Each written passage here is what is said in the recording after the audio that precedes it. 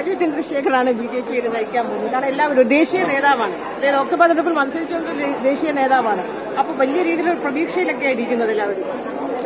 ഇന്ന് കേരളത്തിലെ BJP ഒരു ചരിത്ര നിമിഷമാണ്. ശ്രീ രാജീവ് ചന്ദ്രശേഖർ അദ്ദേഹത്തിന്റെ കരിയർ നോക്കുകയാണെങ്കിൽ കഴിഞ്ഞ 30-40 വർഷം അദ്ദേഹം പ്രവർത്തിച്ച എല്ലാ മേഖലയിലും ഏറ്റവും ഉന്നത രീതിയിൽ തിളങ്ങിയിട്ടുള്ളൊരു വ്യക്തിത്വമാണ്.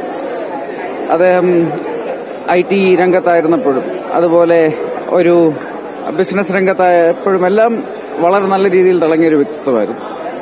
18ഓളം വർഷം മെമ്പർ ഓഫ് പാർലമെന്റായി പാർലമെന്റിൽ മികച്ച രീതിയിൽ പ്രവർത്തിച്ചു.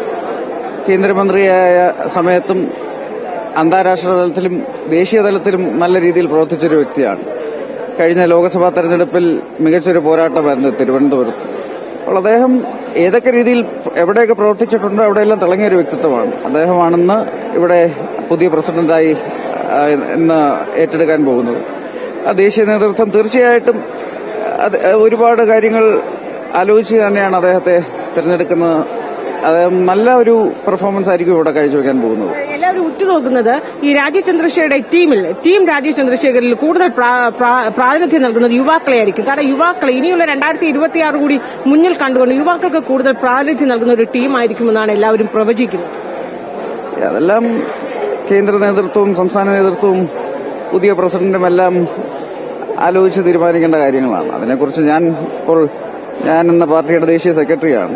മറ്റൊരുപാട് ചുമതലകളുള്ളൊരു വ്യക്തിയാണ്. ഞാനല്ല തീരുമാനിക്കേണ്ടത്. നേതൃത്വവും രാജീവ് ചന്ദ്രശേഖറും കൂടെ ആലോചിച്ച് തീരുമാനിക്കേണ്ട കാര്യങ്ങളാണ്. യുവാക്കൾക്ക് പരിഗണന നൽകുമ്പോൾ അനിൽ ആന്റണിയും കൂടി സംസ്ഥാന രാഷ്ട്രീയത്തിൽ വരും, സജീവമാകുമെന്നൊക്കെ നമുക്ക് പ്രതീക്ഷിക്കാം. എനിക്കും ഒരുപാട് മറ്റു ചുമതലകളുള്ളൊരു വ്യക്തിയാണ്. ഞാൻ ദില്ലി കേന്ദ്രീകരിച്ച് പ്രവർത്തിക്കുന്ന ഒരു വ്യക്തിയാണ്. അത് നേതൃത്വത്തിന്റെ തീരുമാനങ്ങളാണ്.